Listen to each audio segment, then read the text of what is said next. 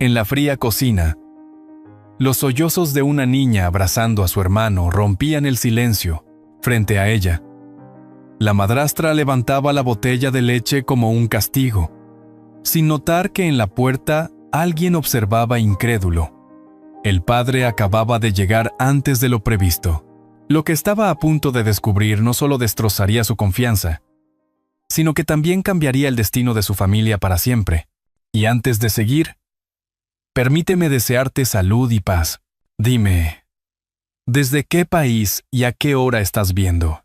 Dentro de la oficina acristalada en el Paseo de la Castellana, Alejandro Ramírez firmaba documentos como si fueran simples papeles sin valor. Su traje azul oscuro estaba perfectamente planchado. El reloj suizo brillaba en su muñeca, y el eco lejano del tráfico de Madrid parecía no rozarle el ánimo. Era un hombre que lo había conseguido todo. Edificios a su nombre, inversiones en varios países, reconocimiento en revistas de negocios. Pero cuando el sol descendía detrás de las torres de Chamartín y las luces de la ciudad comenzaban a encenderse, Alejandro sentía un vacío persistente en el pecho, como un rumor que no podía silenciar con dinero. Aquella tarde de primavera, mientras observaba su reflejo en los ventanales, recordó de manera fugaz las palabras de su difunta esposa, Clara. Ella solía decirle que ningún éxito valía la pena si no estaba dispuesto a compartirlo con quienes amaba. La imagen se desvaneció pronto, sustituida por la rutina que lo consumía desde hacía años. Había aprendido a vivir rodeado de lujo, pero también de soledad. Al bajar al vestíbulo del edificio, saludó con un gesto rápido al portero y se dirigió hacia el aparcamiento. Su coche negro, impecable, le esperaba. En el trayecto por la Castellana hacia su ático, sus pensamientos vagaban entre balances financieros y próximos proyectos inmobiliarios en Sevilla. Sin embargo, en un rincón de su mente, latía una incomodidad que no quería nombrar. Era como si Madrid, con su bullicio de terrazas repletas y familias cenando juntas, le recordara lo que había perdido. Al llegar a casa, un ático amplio cerca de la Plaza de España, el silencio lo recibió con la familiaridad de un viejo enemigo. El mármol frío, las lámparas modernas y las paredes decoradas con arte contemporáneo daban la sensación de un museo más que de un hogar. Alejandro dejó las llaves sobre la mesa de cristal y se sirvió una copa de vino tinto de Rioja. Se asomó al balcón. Las calles estaban llenas de gente disfrutando de las primeras fiestas de San Isidro, con música y risas que ascendían hasta la altura de su terraza. Él, en cambio, se mantenía apartado, como si aquel Madrid alegre perteneciera a otro mundo. Mientras cenaba en soledad una ensalada preparada por la asistenta, su mente divagaba hacia la niñez que nunca vivió como padre. Había tenido una hija con Clara, pero la vida los separó demasiado pronto. Después de la tragedia, Alejandro eligió refugiarse en el trabajo, ocultando la herida bajo capas de éxito. Ni las cenas de negocios ni los viajes internacionales habían podido cubrir ese hueco. Más tarde, encendió la chimenea eléctrica para acompañar la quietud de la noche. Se acomodó en un sillón de cuero, con un libro abierto, que apenas leía. Su rostro endurecido por los años de negocio se suavizó un instante cuando escuchó, desde la calle, el eco de una guitarra española y unas palmas improvisadas. Le recordó a su juventud en Toledo, a las noches en que soñaba con otra vida, sencilla y llena de voces familiares alrededor de una mesa. Suspiró, negando con la cabeza, como si no quisiera permitirse esa debilidad. Cerca de la medianoche, apagó las luces y caminó hacia su habitación. El dormitorio era tan pulcro como el resto de la casa. Sábanas blancas impecables, muebles minimalistas, ninguna fotografía personal en las mesillas. Solo un reloj digital marcando el paso del tiempo. Alejandro se tumbó y, antes de cerrar los ojos, pensó que quizá la vida le estaba guardando una deuda pendiente, algo que todavía no comprendía. Lo que no sabía era que aquella sensación de vacío no era un capricho pasajero ni un simple recuerdo de Clara. Era un preludio, un eco de lo que estaba por llegar, de un encuentro que cambiaría para siempre el sentido de su existencia. Esa misma noche, mientras la ciudad dormía, un par de ojos infantiles lo buscaban en silencio, preparándose para irrumpir en su mundo de mármol y cristal, y ese golpe inesperado en su rutina estaba a punto de derrumbar todas las certezas de Alejandro. La mañana siguiente amaneció clara sobre Madrid. El sol iluminaba los balcones de la Gran Vía y el bullicio de la ciudad contrastaba con la calma gélida del ático de Alejandro. Se levantó temprano, revisó la agenda en la tableta y se vistió con un traje gris impecable. Todo parecía en orden, aunque sentía que aquel día sería distinto. Al salir al portal se detuvo un instante. Un grupo de niños jugaba al fútbol improvisado en la esquina, riendo a carcajadas. Alejandro los miró con cierta nostalgia. Nunca había compartido esos momentos con su propia hija. Con un suspiro, se dirigió al coche que lo esperaba. Su destino no era la oficina, sino un café discreto en Lavapiés, donde debía reunirse con un inversor extranjero. El local, con azulejos antiguos y mesas de madera gastada, olía a café recién molido y a churros. Alejandro entró con paso seguro, saludó al camarero y se sentó junto a la ventana. Pidió un café solo y abrió el periódico. Apenas había leído unas líneas cuando notó un murmullo. Una niña de unos 9 años lo observaba desde la puerta. Vestía un traje gastado y sostenía un cuaderno de dibujos. Se acercó despacio, con miedo y decisión mezclados. «Señor Ramírez, ¿puedo hablar con usted un momento?», preguntó con voz temblorosa. Alejandro arqueó las cejas, incómodo.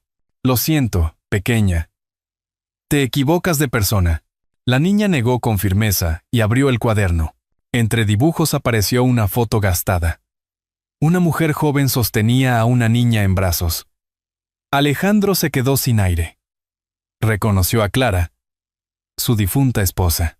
«Mi mamá me dijo que usted era mi papá», susurró. «Se llama Lucía. Yo soy Lucía». El corazón de Alejandro se estremeció.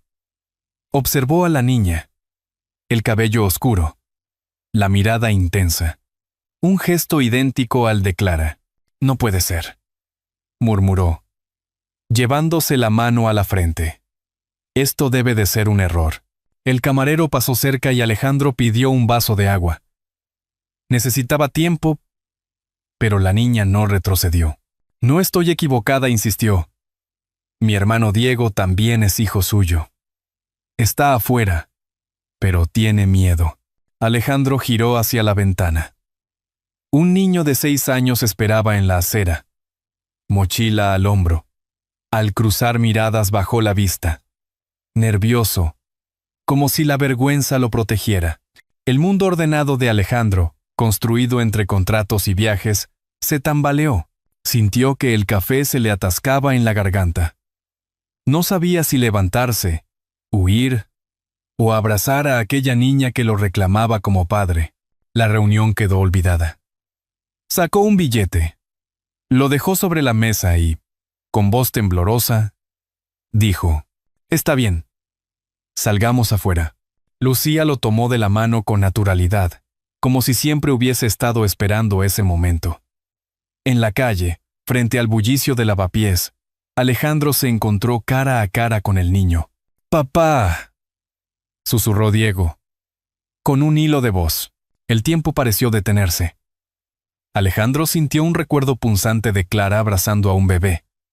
No sabía qué secretos se escondían detrás. Pero lo que estaba viviendo no era un error. Las campanas de la iglesia cercana marcaron el mediodía. Y mientras la ciudad seguía su rutina, Alejandro comprendió que la suya acababa de romperse en 1000 pedazos. Alejandro caminaba sin rumbo fijo por las calles de Lavapiés, con los 2 niños a su lado. La ciudad bullía con normalidad. Vendedores de flores en las esquinas, turistas consultando mapas, olor a especias que salía de los bares. Para él, sin embargo, todo estaba teñido por la confusión. Lucía no soltaba su mano, aferrada como si temiera que desapareciera de un momento a otro, Mientras Diego avanzaba unos pasos por detrás, tímido y silencioso, decidió llevarlos a una cafetería más tranquila, cerca de la Plaza Mayor, donde solía reunirse con viejos conocidos.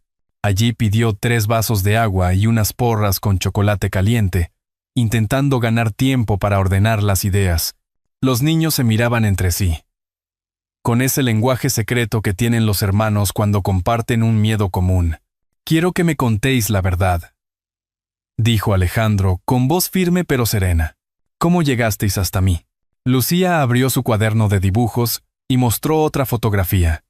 En ella, Clara aparecía sonriente con una dedicatoria al dorso, escrita con su propia letra. «Para mi hija Lucía, nunca olvides que tu padre está en Madrid». Alejandro reconoció inmediatamente la caligrafía de su difunta esposa. Sintió un nudo en la garganta.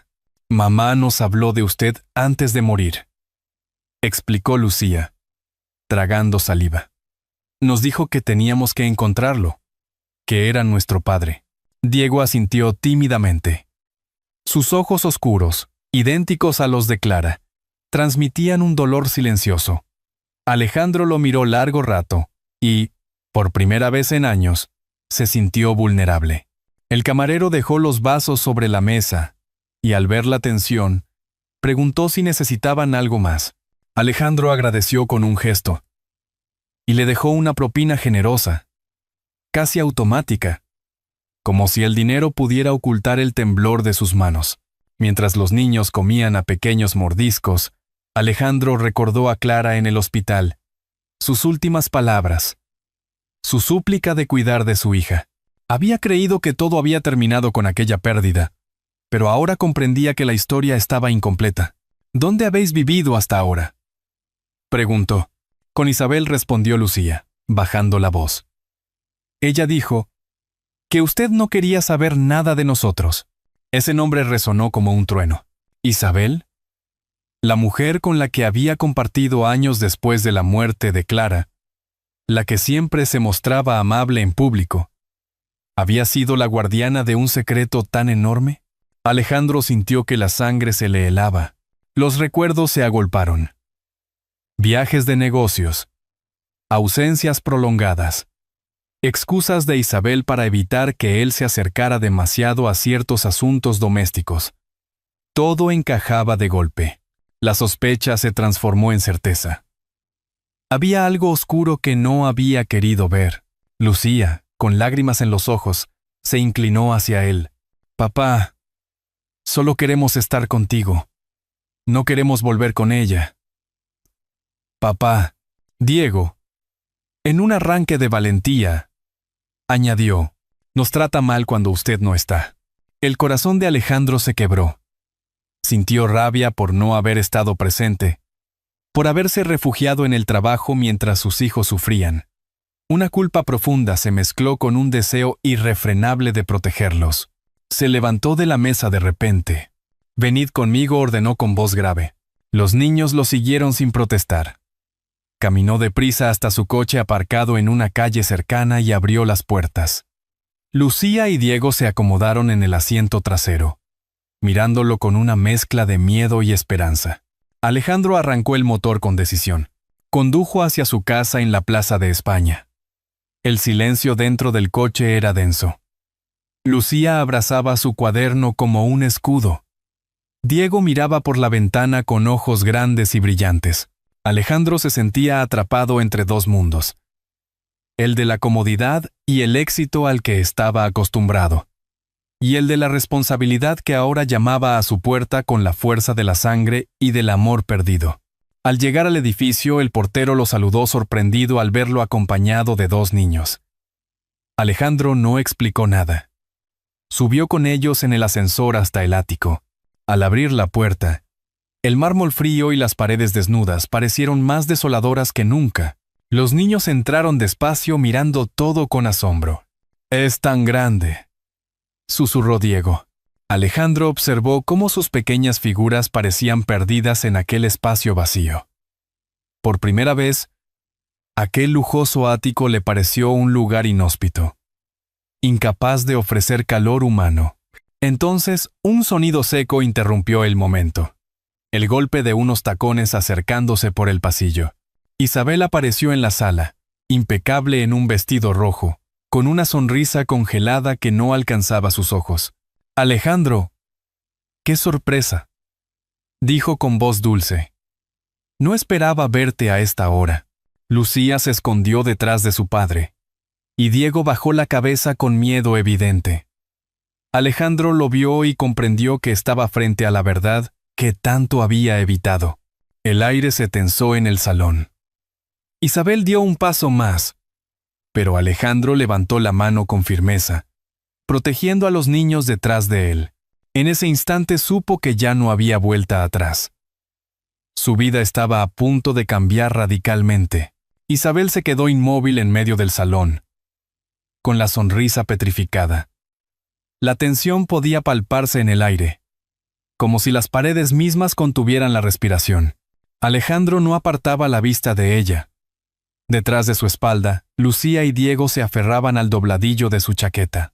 «¿Qué hacen aquí estos niños?», preguntó Isabel con voz afilada, perdiendo toda apariencia de dulzura. Alejandro respiró hondo. «Son mis hijos», respondió con una firmeza que sorprendió hasta a él mismo.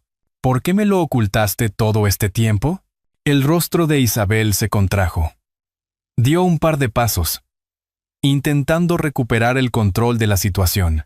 «Estás confundido, Alejandro. Esa niña miente. Solo quiere aprovecharse de ti».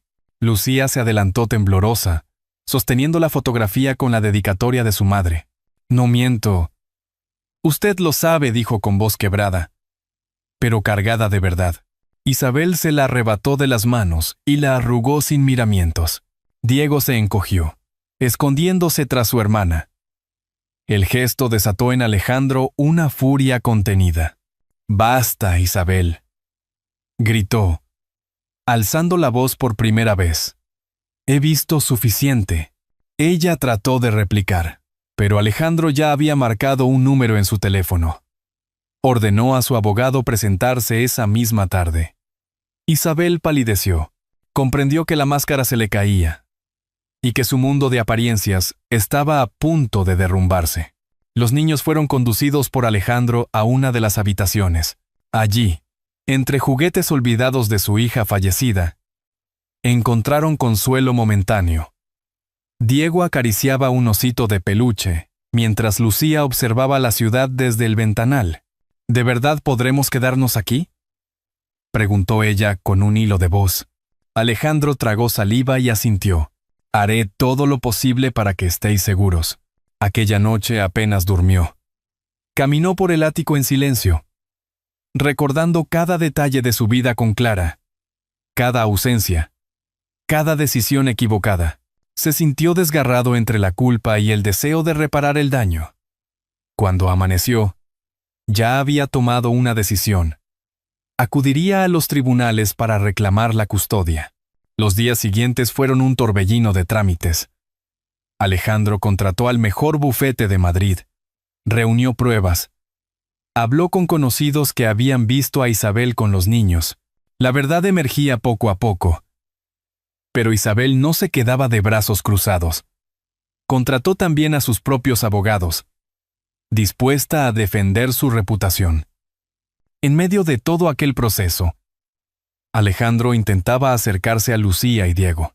Los llevaba a desayunar chocolate con churros en San Ginés, los recogía de la escuela provisional donde habían sido inscritos y paseaban juntos por el Retiro. Cada gesto sencillo, un helado compartido. Una risa inesperada. Una mano pequeña buscando la suya, le recordaba cuánto había perdido y cuánto deseaba recuperar. Sin embargo, los niños aún arrastraban heridas invisibles. Una tarde, mientras caminaban por la calle Mayor, Diego se detuvo de golpe y susurró: «No quiero que ella vuelva a gritarnos». Alejandro se arrodilló frente a él, conmovido. «Nunca más lo permitirá», dijo con voz firme. «Os lo prometo». El proceso judicial se acercaba. El día de la vista, la tensión era insoportable. El Palacio de Justicia de Madrid se erguía solemne, y la sala estaba llena de murmullos. Isabel entró impecable, con un vestido sobrio y la mirada altiva. Alejandro, en cambio, llevaba a sus hijos de la mano. El juez, la jueza Carmen Álvarez, una mujer de porte sereno, abrió la sesión. Señor Ramírez, señora Ortega, hoy escucharemos la verdad. Lucía apretó la mano de su padre. Diego respiraba entrecortado. Alejandro supo que aquel sería el momento decisivo, el instante en que su vida de empresario distante quedaría atrás para siempre. El abogado de Isabel intentó pintar una imagen de Alejandro como un hombre ausente, incapaz de hacerse cargo de unos niños. Pero entonces, doña Rosa, la antigua empleada del hogar, apareció en la sala. Con voz firme, declaró haber sido testigo de los malos tratos de Isabel hacia los pequeños. El ambiente se tensó. Isabel se removió en su asiento, incapaz de ocultar el nerviosismo. Alejandro miró a sus hijos y supo que la verdad comenzaba a salir a la luz. El juez anunció un receso. Afuera, en el pasillo frío y lleno de ecos, Lucía se abrazó a su padre. «Tengo miedo», susurró. Alejandro la estrechó contra su pecho. «Ya no está sola». Cuando regresaron a la sala, la jueza anunció que escucharía directamente a los niños. Alejandro sintió un escalofrío. Todo pendía de un hilo. Y lo que sus hijos dijeran podría cambiarlo todo. El silencio en la sala se volvió insoportable cuando la jueza anunció que escucharía a los niños. Lucía y Diego se miraron entre sí, con los ojos muy abiertos. Alejandro les apretó las manos con ternura, intentando transmitirles fuerza. Isabel, sentada a pocos metros, mostraba una sonrisa forzada que apenas ocultaba la tensión en su mandíbula. La jueza llamó primero a Lucía. La niña caminó despacio hasta el estrado, con su cuaderno apretado contra el pecho. La sala entera contuvo la respiración. Lucía levantó la vista y habló con voz temblorosa al principio, pero cada palabra fue ganando claridad. «Mi mamá me dijo que él era mi papá», dijo, señalando a Alejandro. «Y también me dijo que lo buscara si algún día necesitaba ayuda». Abrió el cuaderno y mostró la fotografía con la dedicatoria de Clara. La jueza observó la imagen durante unos segundos que parecieron eternos. Lucía continuó. «Con mi hermano hemos vivido con Isabel. Pero ella no nos quiere. Nos grita, nos pega. Teníamos miedo de hablar. Pero ya no quiero callar más». Un murmullo recorrió la sala. Isabel se removió en su asiento, furiosa. Pero la jueza le pidió silencio con un gesto severo. Alejandro tragó saliva, conmovido por el valor de su hija. Luego fue el turno de Diego. El pequeño avanzó tímido, mirando al suelo. Su voz era apenas un susurro. «Yo solo quiero que mi papá esté con nosotros. No quiero volver con ella». El juez tomó nota de cada palabra. Alejandro sentía que su corazón se desgarraba al escuchar a sus hijos revelar tanto dolor. Se prometió en ese instante que nunca más permitiría que sufrieran. El abogado de Isabel intentó desacreditar a los niños, alegando que eran demasiado pequeños para comprender la situación. Pero entonces, doña Rosa se levantó nuevamente. «Con todo respeto, señora jueza», dijo, «yo los vi muchas veces llorar. Vi cómo Isabel los dejaba sin comer o los encerraba en su habitación. Estos niños dicen la verdad». La declaración cayó como un martillazo. Isabel perdió el control y, de pie, gritó: «Mienten. Todos mienten». La jueza golpeó la mesa con firmeza. «Señora Ortega, compórtese o la retiraré de la sala». El rostro de Isabel se desencajó. Su imagen perfecta de mujer elegante se había resquebrajado frente a todos. Alejandro sintió una mezcla de alivio y tristeza. Había amado a esa mujer en algún momento, pero ahora veía claramente la oscuridad que escondía. La vista se prolongó durante horas. Finalmente, la jueza anunció que daría su resolución al día siguiente. La sala se vació lentamente. Alejandro salió con sus hijos, exhausto pero esperanzado. Aquella noche, en el ático, Lucía se quedó dormida en el sofá abrazando a su cuaderno. Diego se acurrucó junto a ella, respirando con calma. Alejandro los observó largo rato. Con el corazón apretado, por primera vez en años, se permitió llorar en silencio. «Clara», susurró mirando una foto antigua. «Perdóname por haber fallado. Haré todo lo posible para protegerlos». Al amanecer se vistió con un traje sobrio, sin joyas ni ostentaciones. No quería impresionar a nadie, solo demostrar que estaba dispuesto a ser padre. Los niños lo acompañaron, más tranquilos que el día anterior, pero con los ojos cargados de expectativa. De regreso en el tribunal, la tensión era palpable. Isabel intentaba recuperar la compostura, aunque sus ojos rojos delataban la furia contenida. Los periodistas aguardaban en la entrada, lanzando preguntas que Alejandro ignoró. La jueza apareció con el expediente en las manos y todos se pusieron de pie. La sala se sumió en un silencio absoluto. Alejandro apretó las manos de Lucía y Diego, sintiendo que sus vidas estaban suspendidas en ese instante. La voz de la jueza, clara y solemne, llenó la sala. Tras escuchar a los niños, a los testigos y revisar las pruebas presentadas, este tribunal considera que el señor Alejandro Ramírez es apto para ejercer la custodia. En consecuencia, los menores Lucía y Diego quedarán bajo su cuidado inmediato. Un murmullo emocionado recorrió la sala. Lucía se lanzó a los brazos de su padre. Diego, con lágrimas en los ojos, susurró apenas audible: «Papá, ¿ya podemos irnos contigo?» Alejandro no pudo contener las lágrimas. Los abrazó con fuerza, como si temiera que el mundo se los arrebatara de nuevo. Isabel, derrotada, salió de la sala escoltada por un agente. Su figura altiva se desmoronó entre los murmullos del público. En ese instante, Alejandro supo que nada volvería a ser igual. Había recuperado a sus hijos, pero también había adquirido una responsabilidad que cambiaría su vida para siempre. La jueza cerró el expediente con un golpe seco. La sala se fue vaciando, pero Alejandro permaneció allí, abrazando a sus hijos. Sintió que el peso de los años de soledad se disipaba, reemplazado por una fuerza nueva, la de la familia.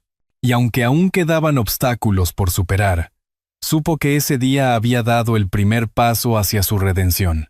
El sol de la tarde bañaba la plaza de España con una luz dorada. Alejandro caminaba despacio, con Lucía y Diego de la mano. La sentencia de la jueza aún resonaba en su mente como un eco liberador. La gente a su alrededor seguía con sus rutinas turistas tomando fotos, ancianos leyendo el periódico en los bancos, niños correteando. Pero para él todo era distinto. Era como si el mundo se hubiese vuelto nuevo. En casa, el ático dejó de ser un espacio frío. Alejandro había encargado colocar algunos dibujos de Lucía en las paredes y había llevado juguetes para Diego. El eco de sus risas llenaba ahora los pasillos que antes parecían vacíos. El olor a chocolate caliente se mezclaba con el de churros recién traídos de la cafetería San Ginés, donde habían celebrado discretamente la victoria judicial. Una tarde, mientras cenaban juntos tortilla de patatas y pan recién horneado, Lucía lo miró con seriedad. ¿De verdad no nos dejarás nunca más? Alejandro tragó saliva y sostuvo su mirada. Nunca más. Sois lo más importante de mi vida. Diego sonrió tímidamente y se acercó para abrazarlo. Alejandro sintió que algo en su interior se reparaba poco a poco. La culpa seguía allí, pero ya no lo dominaba. Ahora tenía la oportunidad de reconstruir, de dar a sus hijos lo que siempre habían merecido. Con el paso de los días, la relación se fue llenando de pequeños gestos. Llevarlos al colegio, ayudar con las tareas, leerles un cuento antes de dormir.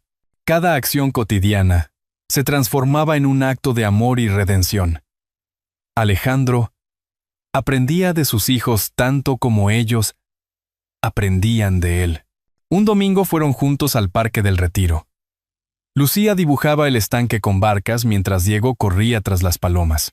Alejandro los observaba, con una calma que nunca había experimentado en sus años de empresario. En ese instante comprendió que la verdadera riqueza no estaba en los contratos ni en los edificios, sino en la risa de aquellos dos niños. Al caer la tarde, mientras regresaban a casa, Lucía le susurró al oído: «Mamá estaría feliz de vernos juntos». Alejandro cerró los ojos un momento, conmovido. «Sí, cum, lo sé, hija. Y desde donde esté, seguro que nos sonríe. La vida no sería sencilla. Habría recuerdos dolorosos, trámites legales, noches de dudas. Pero también habría abrazos inesperados, cenas compartidas y mañanas de colegio. Y en medio de todo, la certeza de que la familia, aunque rota durante años, había vuelto a reunirse. Alejandro Ramírez, el hombre que una vez se creyó invencible y solo, ahora caminaba acompañado. Había aprendido que el verdadero poder no se medía en dinero ni en fama, sino en la capacidad de amar y de reparar los errores del pasado. Con Lucía y Diego cogidos de la mano, cruzó la gran vía iluminada por las luces de la ciudad, y mientras las campanas de la iglesia cercana marcaban la hora, supo que empezaba una nueva vida, la de un padre redimido, que, por fin, había encontrado su hogar. En el eco de aquella tarde en Madrid, mientras las luces de la ciudad se encendían poco a poco, quedó la imagen de un padre caminando de la mano de sus hijos. Después de años de silencios y culpas, Alejandro había comprendido que nada en el mundo podía llenar el vacío que deja la ausencia del amor familiar. Quizás usted, que escucha estas palabras, también sienta que la vida a veces nos roba tiempo con los nuestros. Y por eso le pregunto, si esta historia le ha parecido valiosa, deje un 1 en los comentarios. Si cree que pudo ser contada de otra manera, escriba un 0. Su voz también forma parte de este diálogo. La enseñanza es clara. La ternura y la redención tienen más fuerza que el dinero o la fama. El hombre que parecía condenado a la soledad aprendió a reconstruir un hogar desde las ruinas del pasado, porque el amor incondicional puede cambiar destinos, y porque todos, sin importar los errores, merecemos una segunda oportunidad para amar y ser amados. Como una lámpara encendida en la ventana durante la noche, un solo gesto de bondad puede guiarnos a través de los pasillos más oscuros de la vida. Ahora, querido oyente, deténgase un instante y piense. ¿Qué lugar ocupa la familia en su propia historia? ¿Qué huellas quiere dejar cuando los años pasen y la memoria sea su mejor compañía? El verdadero tesoro no está en las cuentas bancarias, ni en los contratos, ni en los títulos colgados en la pared. Está en los abrazos compartidos, en las sonrisas sinceras, en esas pequeñas rutinas que nos recuerdan que no estamos solos. Si este relato ha tocado su corazón, le invito a conservarlo en la memoria como una melodía suave que acompaña los días. Y, si lo desea, compártalo. Tal vez alguien más necesite recordar que siempre se puede volver a empezar. Porque la vida, al final, se mide en los instantes que elegimos vivir para los demás.